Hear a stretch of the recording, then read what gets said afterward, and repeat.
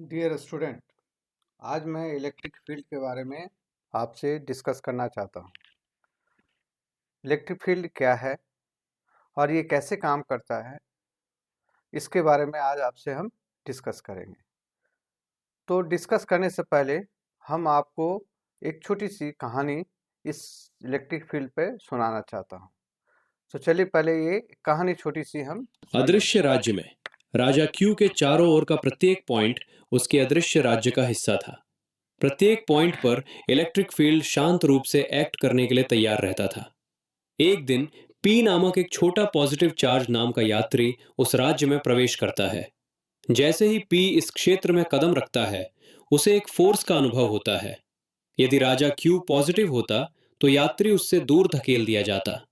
यदि राजा Q negative होता तो यात्री राजा की ओर खिंचा चला जाता। यात्री को एहसास हुआ, यह फोर्स राजा से अचानक नहीं आ रहा है, स्पेस स्वयं तैयार है। एक बुद्धिमान वैज्ञानिक ने समझाया, राजा क्यू दूर से सीधे एक्ट नहीं करता, वो पहले अपने चारों ओर के स्पेस को तैयार करता है। स्पेस की यही तैयारी इलेक्ट्रिक फील्ड है। इसलिए यात्री क्यू की अनुपस्थिति में भी इलेक्ट्रिक फील्ड पहले से ही मौजूद था। एक वैज्ञानिक ये मापना चाहता था कि राजा का प्रभाव विभिन्न स्थानों पर कितना प्रबल है। उन्होंने कहा, आइए यूनिट पॉजिटिव टेस्ट चार्ज लाएं और देखें कि उस पर कितना फोर्स लगता है। इस प्रकार उन्होंने इलेक्ट्रिक फील्ड को डिफाइंड किया। Electric field equals force on unit positive test charge. Test charge जैसे जैसे यात्री राजा क्यू से दूर जाता है, फोर्स कमजोर होता जाता है। अतः इलेक्ट्रिक फील्ड दूरी के साथ घटता है।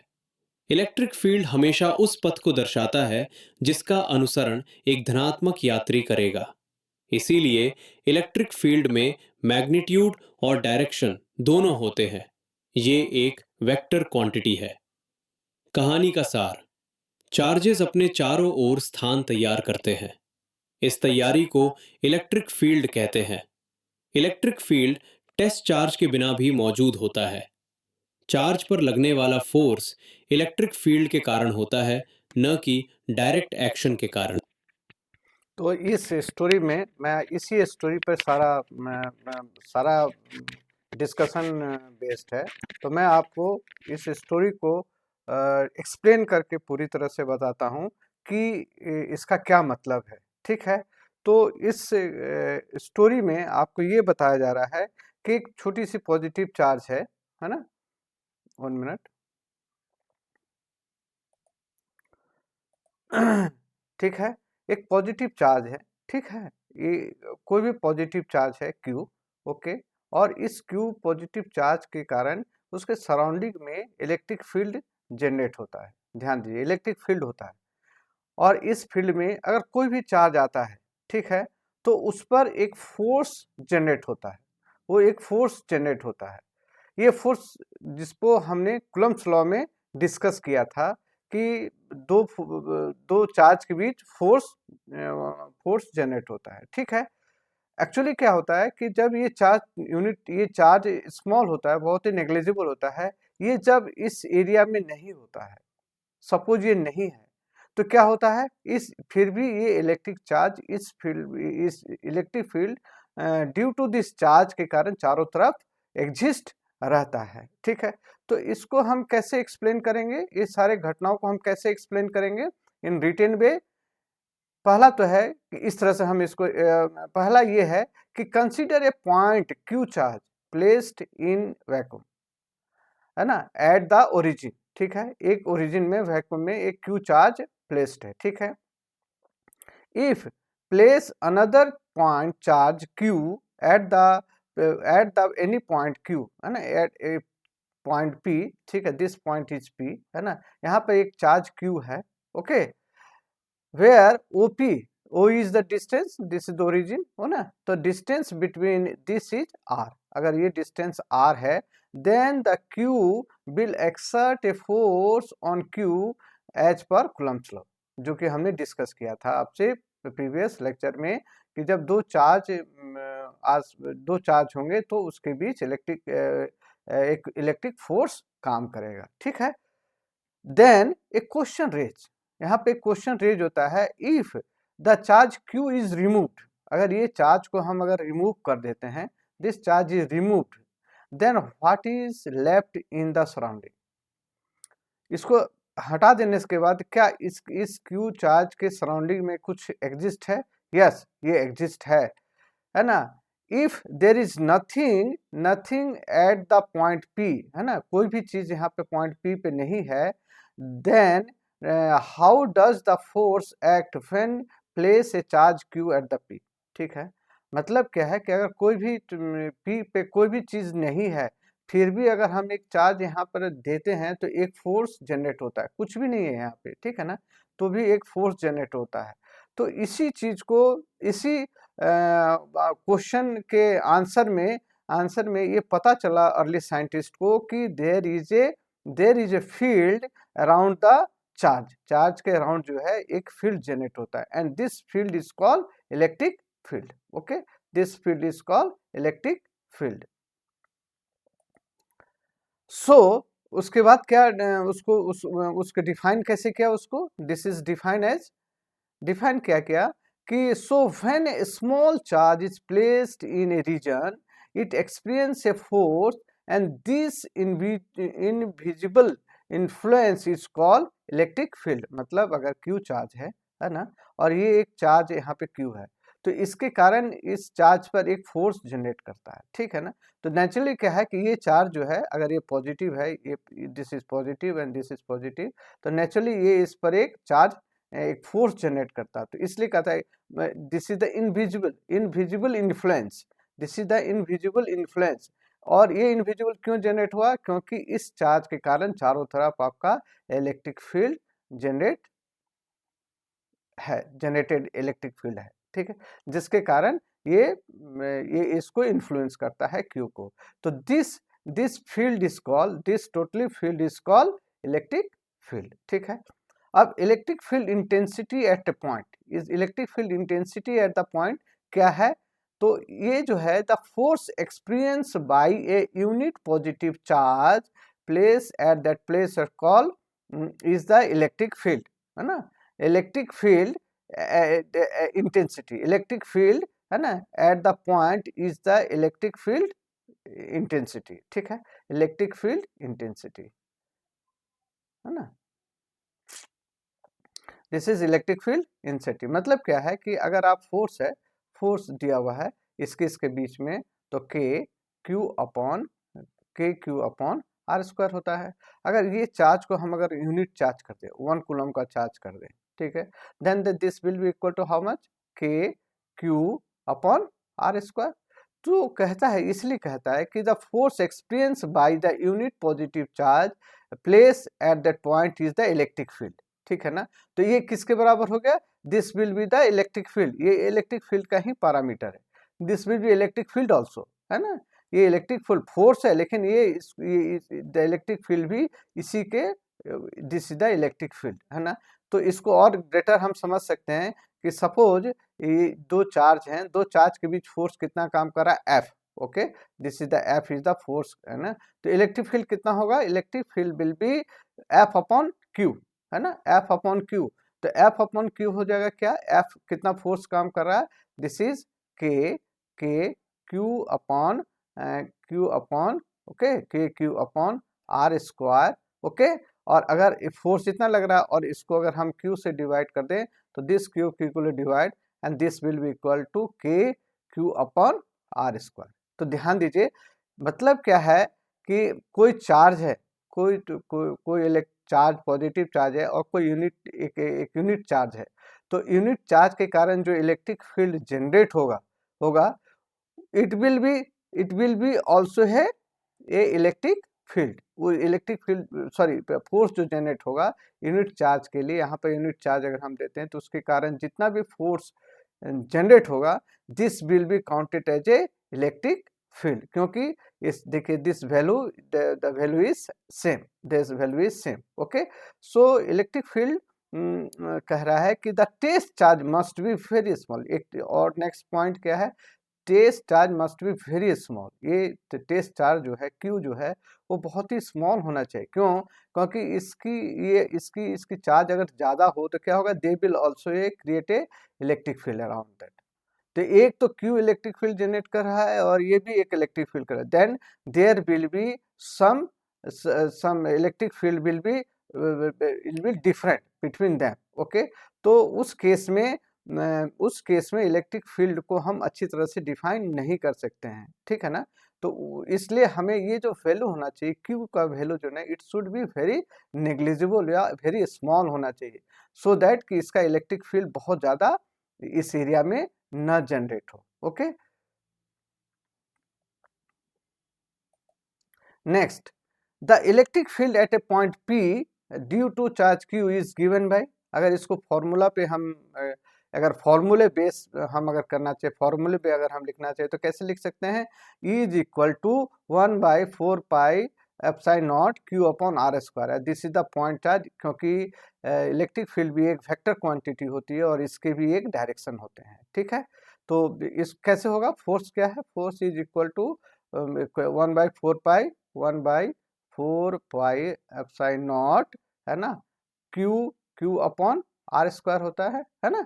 और अगर हम इलेक्ट्रिक फील्ड अगर लेंगे तो क्या हो जाएगा, this will be 1/4 pi epsilon nought Q upon R square into Q cut जाएगा, then this will be equal to क्या, 1/4 pi epsilon nought Q upon R square, ठीक है। So this is the meaning of this formula. Okay, ये formula हमें यही बताता है। Okay, next, direction of electric field, very important. ये electric field का डायरेक्शन क्या होता है, क्योंकि इलेक्ट्रिक फील्ड भी एक electric field is also a force generated by A charge on unit positive charge और यूनिट नेगेटिव चार्ज, ठीक है ना। तो यूनिट नेगेटिव चार्ज है ना। तो कैसे हम इसको डिफाइन करेंगे, इसका डायरेक्शन कैसा है, डायरेक्शन कैसे का, अगर ये पॉजिटिव चार्ज होगा, नेचुरली अगर ये पॉजिटिव चार्ज होगा तो ये रेडियली आउटसाइड होगा। मतलब इसकी जो लाइंस है, फोर्स ऑफ लाइंस जो है, एक्शन लाइंस जो होते हैं वो आउट ऑफ द सेंटर होगा। लेकिन अगर ये नेगेटिव चार्ज होगा तो क्या होगा, द एक्शन लाइंस और line will be towards the centre, ठीक है। तो इसको हम स्टेटमेंट वाइज कैसे एक्सप्लेन करेंगे, if the charge Q is positive, the electric field directed away from the charge। अगर ये चार्ज पॉजिटिव है तो ये क्या करेगा, आउटसाइड डायरेक्टेड होगा, ठीक है। Electric field lines originated from a positive charge, then at a point around the charge the electric field direction is radially outward. ध्यान दीजिए, electric field lines, this is the electric field lines, है ना, originated from the positive charge, then at a point around the charge the electric field direction will be radially outward। ये lines क्या होगा, outward होगा। if the charge Q is negative the electric field is directed towards the charge होगा, ठीक है। बहुत important lines, the electric field lines terminate at the negative charge. मतलब ये जो चार्ज हैं, ये चार्ज लाइंस जो होते हैं ये यहाँ पर आके टर्मिनेट हो जाते हैं, ख़त्म हो जाता है। मतलब क्या है कि मान लीजिए -Q है, -Q चार्ज है, ठीक है, -Q चार्ज है, okay, this is the minus. तो इलेक्ट्रिक लाइंस जो होता है वो टुवर्ड्स दिस वन आता है और एट द सेंटर आके वो ख़त्म हो जाता है। ऐसा नहीं होता है कि यहाँ सेंटर से फिर बाहर की ओर निकल जाता है। Okay, this is not happening. Okay, जो भी इलेक्ट्रिक लाइंस आते हैं वो एट द सेंटर आके वो खत्म हो जाता है। That is the meaning of that sentence. Okay, at any point around the charge the direction of electric field is radially inward. ठीक है, रेडियली क्या है, वो इनवर्ड है, ठीक है, रेडियली इनवर्ड है ना, that is towards the charge. Clear, when the positive charge plays in this field the attacks towards the Q। मतलब क्या है कि अगर इलेक्ट्रिक फील्ड अगर पॉजिटिव चार्ज कोई देते हैं तो इस पर क्या फोर्स लगेगा, नेचुरली ये कूलम्ब्स लॉ को फॉलो करेगा और एक नेगेटिव ये अट्रैक्शन फोर्स जनरली जनरेट करेगा, ठीक है। The electric field has the magnitude होता है इसका, और एक डायरेक्शन होता है, सो इट इज एक वेक्टर क्वांटिटी होती है। Okay, this is the vector quantity. अब इसको एक छोटा सा रियल एग्जाम्पल के साथ हम डिस्कस करेंगे। रियल एग्जाम्पल जैसे ग्रेविटेशनल फोर्स होता है ना। ग्रेविटेशनल फोर्स में क्या होता है, दिस इज द अर्थ, है ना। अर्थ अर्थ के आसपास जो भी कोई ऑब्जेक्ट होता है, क्या होता है, दे स्टार्ट टू पुल, वो उसको खींचना, अपनी तरफ से खींचना शुरू करता है। तो this is the best example of presence of gravitational field. Gravitational, इसको हम कहेंगे ग्रेविटेशनल फील्ड। ठीक इसी तरह से इलेक्ट्रिक फील्ड भी काम करता है, ठीक है ना। अगर यहाँ पर कोई पॉजिटिव चार्ज हो तो आसपास जो भी चार्ज होगा उसको वो अपनी तरफ खींचेगा, या दे विल खींचेगा, या they will pull out, they repel it. Okay, तो this is the real life example for electric field, है ना, electric field, and this is very similar to the gravitational field here. Okay, next the key points, इसके क्या क्या की points हैं, this is very important to note about the electric field. क्या होता है, electric field exist without without a test charge. यह हमने डिस्कस किया था, अगर कोई भी चार्ज यहाँ पर है ना, तो नेचुरली उस चार्ज के चारों तरफ, उस चार्ज के तरफ से इलेक्ट्रिक फील्ड काम करेगा, भले ही कोई चार्ज आपका पॉजिटिव चार्ज है या नहीं है, ठीक है। Electric field is a vector quantity, ठीक है। Direction of electric field is the direction of the force on the positive test charge. मान ली क्या है, अगर कोई ये पॉजिटिव हो, ठीक है, और यहाँ पर कोई पॉजिटिव दिया हुआ है, तो नेचुरली इसका जो इलेक्ट्रिक लाइंस जो होगा, दिस विल बी आउटवर्ड होगा। लेकिन एक ध्यान दीजिए, इसका ऑफ फोर्स, ठीक है, इलेक्ट्रिक लाइन, इलेक्ट्रिक फील्ड का डायरेक्शन इधर होगा, लेकिन फोर्स का डायरेक्शन भी क्या होगा, this will B this time. लेकिन एक कोई चार्ज है ना, कोई चार्ज है, और इसका this is the electric field, और this is the positive charge. यहाँ पर अगर मान लीजिए निगेटिव चार्ज है, तो उस केस में क्या होगा, द फोर्स किधर काम करेगा, this is towards the towards the centre of this one. और इलेक्ट्रिक फोर्स भी किधर काम करेगा, इलेक्ट्रिक फोर्स किधर काम कर, this is also work this type. Okay, ये इधर ही काम करेगा। निगेटिव, दिस अगर निगेटिव चार्ज है तो उस केस में इलेक्ट्रिक फोर्स जो है एंड इलेक्ट्रिक फील्ड जो है, this will be work in this direction. इसके लिए आपको ये चाहिए कि this charge will should be very very small, है ना, there should be very very small, ठीक है। Electric field explain action at a distance, मतलब क्या है, जैसे जैसे ये डिस्टेंस पे डिपेंडेंट होता है, क्योंकि दैट इलेक्ट्रिक फील्ड क्या है, this will be equal to force upon Q, and this will be equal to K Q upon R square. तो इलेक्ट्रिक फील्ड जो होता है वो आर पे डिपेंडेंट होता है। Electric field explain action at a distance, मतलब क्या होता है, ये डिस्टेंस पे डिपेंड करता है, प्लस ये किसी भी पॉइंट पे अगर कोई चार्ज है तो उस पर वो एक्शन लेता है। एक्शन मतलब इफ इट इज रिपेल और it should be attract towards the charge Q. Okay, तो electric field explain action at a distance, है ना, एट ए डिस्टेंस माने क्या वो एक्शन ले रहा है, what is the action happening at this point. Okay, this is the this is the this is the meaning of this sentence. Okay, the effect of charge is incorporated in the existence of the electric field। ध्यान दीजिए, अगर कोई charge है, ठीक है, इसके चारों तरफ इलेक्ट्रिक फील्ड है, अगर कोई चार्ज, टेस्ट चार्ज होगा ही नहीं, तो आप इसको आप फील नहीं कर सकते हैं। लेकिन अगर कोई जब टेस्ट चार्ज होगा तभी तो ये पता चलेगा कि what is the electric field of this charge. मतलब होता है कि इलेक्ट्रिक चार्ज को फील करने के लिए, इलेक्ट्रिक फील्ड को इलेक्ट्रिक फील्ड के एग्जिस्टेंस को पता लगाने के लिए आपको एक टेस्ट चार्ज जरूरी है। अगर ये टेस्ट चार्ज नहीं होगा तो आपको इलेक्ट्रिक फील्ड उस एरिया में कितना है ये पता लगाना मुश्किल है। It's okay. Next, the next important line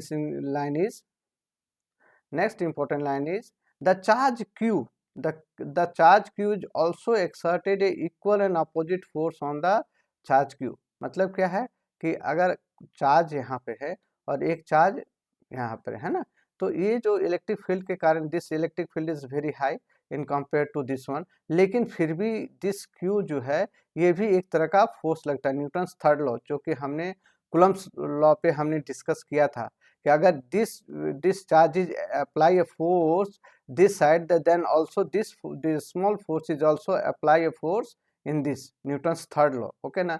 so इसलिए ये कह रहा है कि the charge q also exert a equal and opposite force on the charge q, ठीक है। the electrostatic force between the charge q and q can be looked upon the interaction between the charge q and electric field of Q, है ना। मतलब होता है कि this is the interaction की तरह भी हम इसको सोच सकते हैं, ठीक है।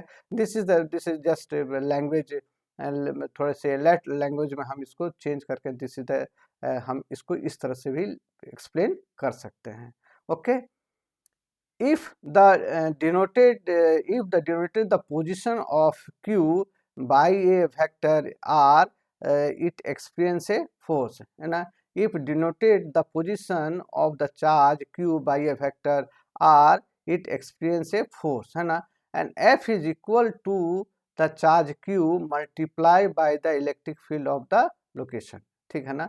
तो क्या है कि इलेक्ट्रिक फील्ड क्या है, this electric field is equal to force upon Q, है ना। तो अगर फोर्स अगर हम लिखना चाहें तो क्या होगा, Q इंटू ई, है ना। Q ई मतलब क्या है, that's why it is called कि the experience force equal to the charge Q multiply by the electric field at the location, so of location of Q, है ना। तो कोई भी फोर्स कि इस यहाँ पर जितना जो फोर्स लगेगा, फोर्स कैसे लगाएंगे, द इलेक्ट्रिक फील्ड है, कितना इलेक्ट्रिक फील्ड इस पोजीशन पे आता है, into multiply by the q, है ना, multiply by the q, then the amount is called force applied at that point, okay. The SI unit क्या होता है इलेक्ट्रिक फील्ड का, है ना, न्यूटन पर कूलम, है ना, this is newton per coulomb.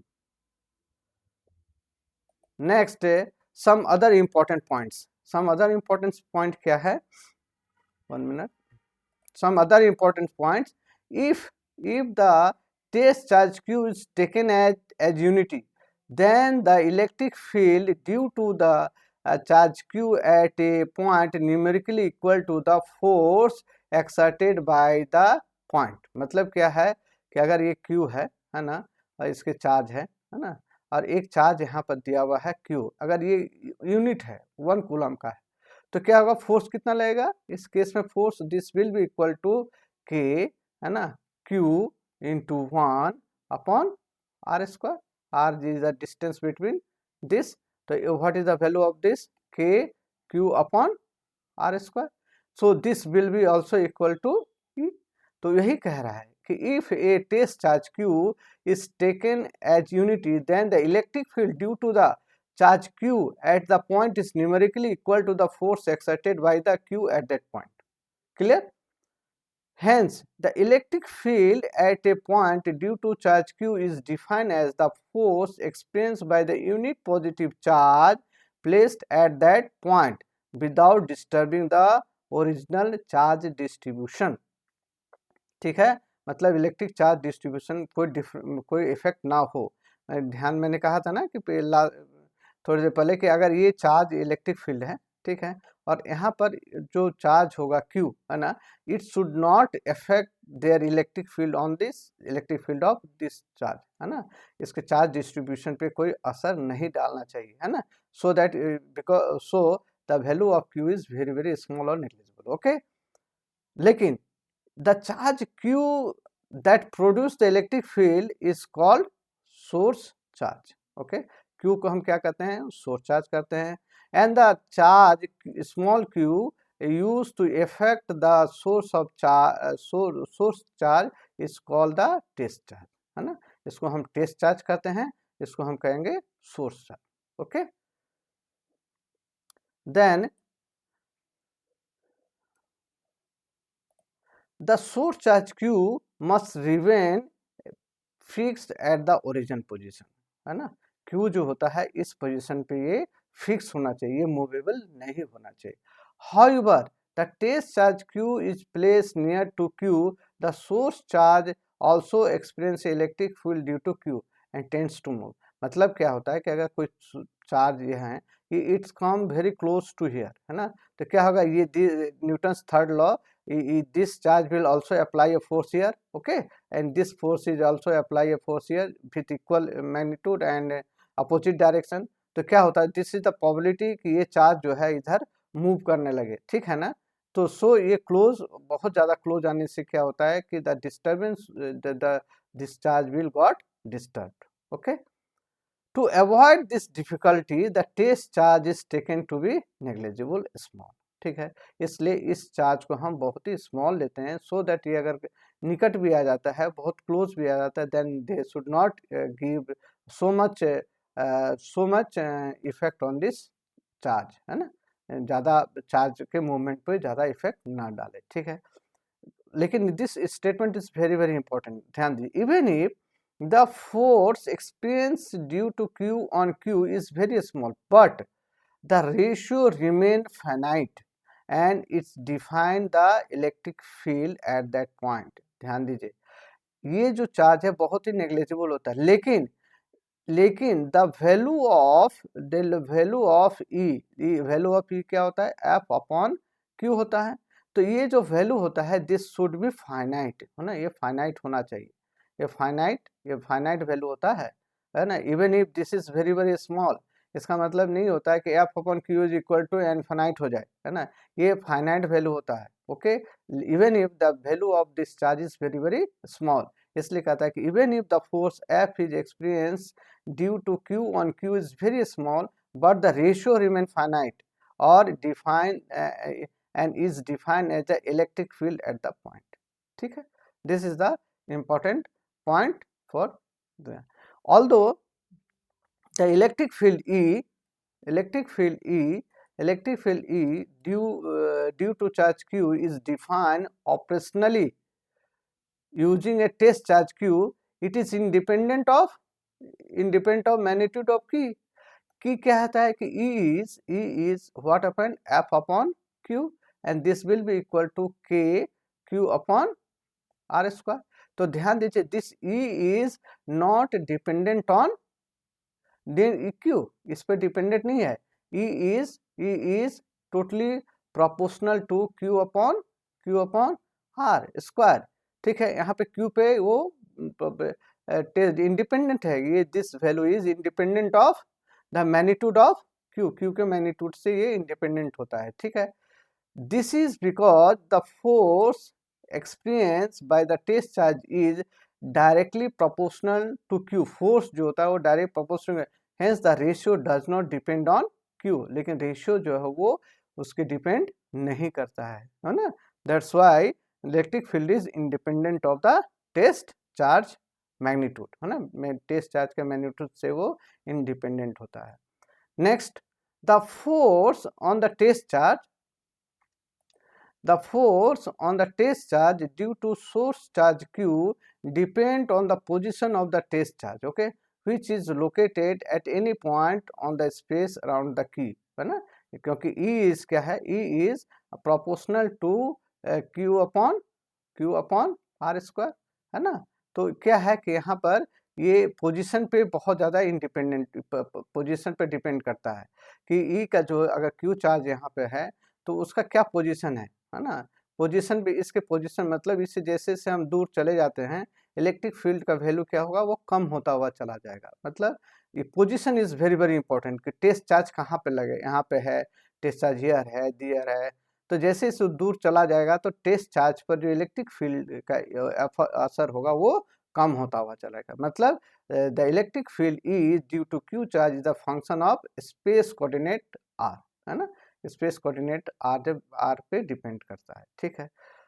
For different position of the test charge in space different value of electric field is obtained. Naturally अगर ये यहाँ पर है तो इसका इलेक्ट्रिक फील्ड अलग होगा, इस पॉइंट पे इलेक्ट्रिक फील्ड अलग होगा, इस फील्ड पे इलेक्ट्रिक फील्ड होगा, इस फील्ड पे इलेक्ट्रिक फील्ड होगा, तो हर पॉइंट पे आपका इलेक्ट्रिक फील्ड अलग अलग होता है। thus the electric field exists at every point in 3 dimensional space around the charge, है ना। तो ये स्फीयर की तरह काम करता है, बट अगर इसका एक सर्किल ले लेते हैं, दिस सर्किल, है ना, and is this is R, it is not a circle, it is a sphere. अगर इस स्फीयर अगर ले लें, उसका सेंटर से डिस्टेंस जो है आर है, देन स्फीयर पे, टोटल स्फीयर पे जो चार्ज इलेक्ट्रिक फील्ड होगा, दिस विल बी सेम। इस स्फीयर पे जो इलेक्ट्रिक फील्ड होगा वो सेम वैल्यू का वैल्यू होगा। और उसके बाद अगर इसका डिस्टेंस फ्रॉम द सेंटर अगर हम बढ़ा देते हैं, तो यहाँ पर एक स्फीयर, दिस स्फीयर पे ना, इस स्फीयर पे भी आपका इलेक्ट्रिक फील्ड की वैल्यू जो है वो सेम होती है, ठीक है। इलेक्ट्रिक फील्ड नेक्स्ट स्टेटमेंट में हम इसको अब डिस्कस करेंगे। 10 क्या है, 10 10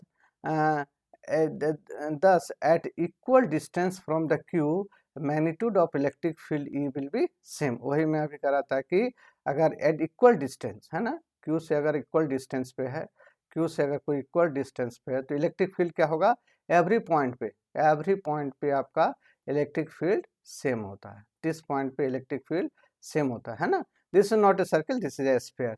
तो इसलिए कहता है कि मैग्नीट्यूड है ना, magnitude of electric field E due to a point charge is the same at the sphere with the point charge at the center। In other word, it is a spherical symmetry। ध्यान दीजिए, है ना। इसके sphere पे, सारों sphere पे आपका जो चार्ज का वैल्यू होगा, this will B same. Okay, so this is the this is the explanation of electric field of any charge, है ना। In next lecture we will discuss for multiple charge। okay, so thank you very much for today lecture, listening my today lecture। thank you very much।